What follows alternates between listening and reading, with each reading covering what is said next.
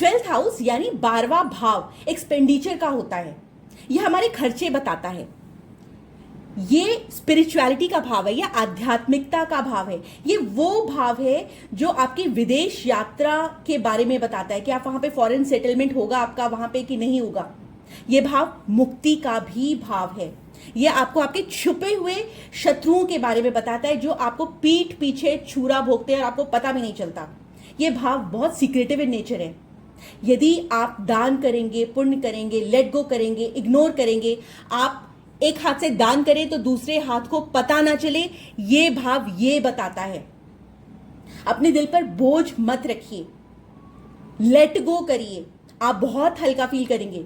ये हमारी लाइफ के सीक्रेट्स को बताता है, हमारी लाइफ को एंड को बताता है। सब इसी भाव से देखा जाता है। जो कर्जे होते हैं, जो अपयश होता है, लोनलीनेस होता है, इंटरनल पीस होता है, ये सब हम इसी भाव से देखते हैं। यदि आप इस भाव को अच्छा रखेंगे, जीव जंतुओं की के प्रति सहानुभूति रखेंगे, करुणा रखेंगे, दूसरों की निस्वार्थ भाव से सेवा करेंगे, बुजुर्गों की सेवा करेंगे। यदि किसी बुजुर्ग ने आपके साथ कुछ मिसबिहेव कर दिया, आपके साथ अच्छे से बात नहीं की, आपने उस चीज को लेट गो कर दिया, तो आपको बहुत हेल्प मिलेगी, यूनिवर्स की तरफ से आपको ब्लेसिंग्स मिलेगी, क्योंकि जुपिटर यहां का कारक है। यदि कोई व्यक्ति का कोई सामान खो जाता है, या कोई गुमशुदा व्यक्ति के बारे में पूछा जाता है, या कोई खोई हुई वस्तु के बारे में पता लगाना होता है, तो हम इस भाव की स्थिति देखते हैं कि वो मिलेगी कि नहीं मिलेगी। इस भाव में जो भी ग्रह बैठा होता है उसकी एनर्जी लगातार खर्च होती रहती है। Welcome to my channel astrology blessings and guidance. तो यदि इस भाव में कोई भी ग्रह, इन 9 में से 9 ग्रहों में से कोई भी ग्रह बैठा हुआ है, तो उसकी एनर्जी लगातार खर्च होती रहेगी। अब खर्च होती रहती है तो इसका मतलब आपके पास एनर्जी होगी तभी तो खर्च होगी। यदि एनर्जी होगी ही नहीं तब तो आप गए, इस दुनिया से ही गए, क्योंकि यह भाव तो दुनिया से विदाई का भी है। तो आपको क्या करना है? आपको उस भाव में जो भी प्लैनेट बैठा हो उसकी एनर्जी को लगातार जनरेट करते रहना है, ताकि वो खर्च हो तब भी आपके पास बनी रहे। पैसा यदि इस भाव से एसोसिएटेड है, यदि इस भाव का लॉर्ड यहां पर बैठ गया, या फिर यहां पे मान लीजिए 2 नंबर है, यहां पे शुक्र बैठ गया, तो आपको शुक्र की एनर्जी मेंटेन करनी पड़ेगी ताकि पैसा खर्च हो तब भी आपके पास बना रहे।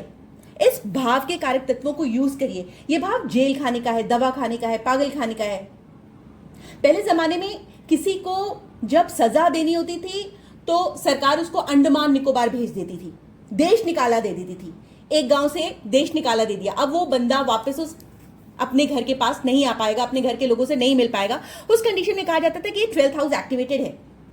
देश काल परिस्थिति के हिसाब से अब हम लोग उसको जेल खाने को हम लोग फॉरेन सेटलमेंट के फॉर्म में लेते हैं। वो इंसान जब 12वें घर के कारक तत्व को यूज करता था और अपने देश को छोड़ के कहीं दूर चला जाता था तो बहुत अच्छा परफॉर्म करने लग जाता था, उसका मनोस्थिति अच्छी रहती थी। अब यहां पर यदि 12 भावों में से इस वाले भाव में यदि इसमें से कोई भी ग्रह बैठा हुआ है तो क्या होगा? सूर्य जो है वो आपको पर्पस ऑफ लाइफ देता है, वो आपकी आत्मा है। तो आपकी आत्मा कहां निवास करेगी? इस भाव में निवास करेगी। तो आपको इस भाव की एनर्जी को लगातार बनाए रखना है। आपको जिस भी चीज में आपकी आत्मा को संतुष्टि मिलती है उसकी एनर्जी को बनाए रखना है। सूर्य जो होता है ईगो का भी कारक होता है, सूर्य फेम का भी कारक होता है, सूर्य आपके पिता का भी कारक होता है, सूर्य आपके पुत्र का भी कारक होता है। तो आपको उन सबके साथ रिलेशंस बना करके अच्छे रखने हैं, उनके साथ लेट गो करना। यदि उन्होंने आपके साथ कुछ मिसबिहेव भी कर दिया तो आपको उस चीज को इग्नोर मार देना है, मतलब दिल पर नहीं लेना। यदि यहां पर आपका चंद्रमा बैठा हुआ है तो क्या होगा? चंद्रमा आपको अनस्टेबल माइंड देता है, आपका डिस्टर्ब्ड स्लो जो माइंड प्रोसेस होता है, थॉट प्रोसेस होता है, वो स्लो हो जाता है। आपका मन कुंठित रहने लग जाता है, दुखी रहने लग जाता है। आपकी माता की स्थिति भी खराब रह सकती है।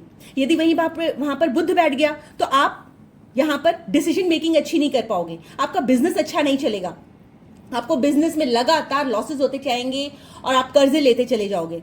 तो उस कंडीशन में आप अपने बुध को किसी फॉरेन कंपनी के साथ एसोसिएट करिए, इंपोर्ट एक्सपोर्ट का काम करिए। कहीं ना कहीं आपका कनेक्शन इस वाले भाव से होना चाहिए ताकि आपका बुध जो उसका कारक तत्व है, उसको यूज करके इस भाव के साथ मिलकर के आपको पॉजिटिव रिजल्ट्स देना शुरू कर दे।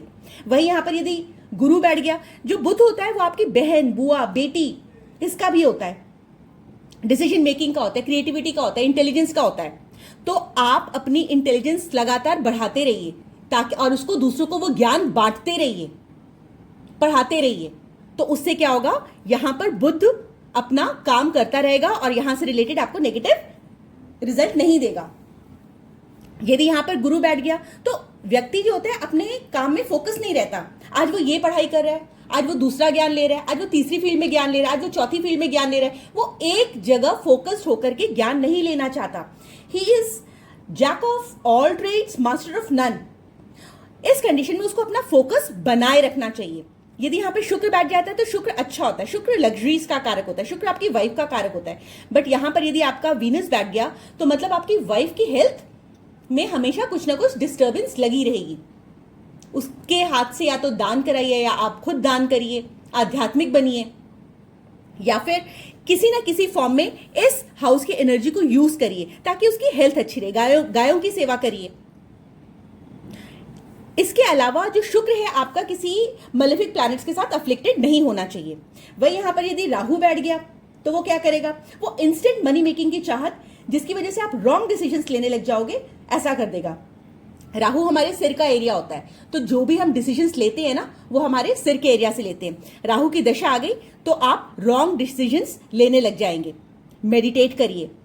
केतु डिटैचमेंट का कारक होता है, तो ऐसे में व्यक्ति जो होता है अपनी जिम्मेदारियां नहीं उठाता।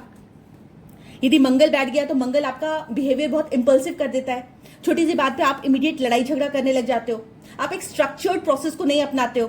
शनि बैठ गया तो वो आपको लेजी बनाता है, आपके कामों में डिलेज लाता है। ऑब्वियसली आप लेजी रहोगे तो अपने कामों को टालोगे, प्रोक्रेस्टिनेट करोगे, आपकी लाइफ में ऑब्स्टिकल्स आएंगे, हिंड्रेंसेस आएंगे, आप उठ करके काम नहीं करना चाहोगे। तो लेजीनेस को त्यागिए, मेहनत करिए। तो यदि इनमें से कोई भी ग्रह बैठा हुआ है, उस ग्रह का जाप करिए, मंत्र करिए, डोनेशन करिए, मेडिटेशन करिए, लेट गो करिए, फॉरेन लैंड से कनेक्टेड होइए। तो उस प्रकार से आप अपने ग्रहों को यूटिलाइज कर पाओगे, उनको अलाइन कर पाओगे इस भाव के अनुसार। यदि आपको मेरी ये वीडियो पसंद आई हो तो please like, share and subscribe जरूर करिएगा सबके साथ, जिनको भी इस भाव से रिलेटेड एनर्जीज को डील करने में दिक्कत आ रही है। और प्लीज बेल नोटिफिकेशन प्रेस करना मत भूलिएगा ताकि आपको मेरी लेटेस्ट वीडियोस मिलती रहे। Thank you so much for watching.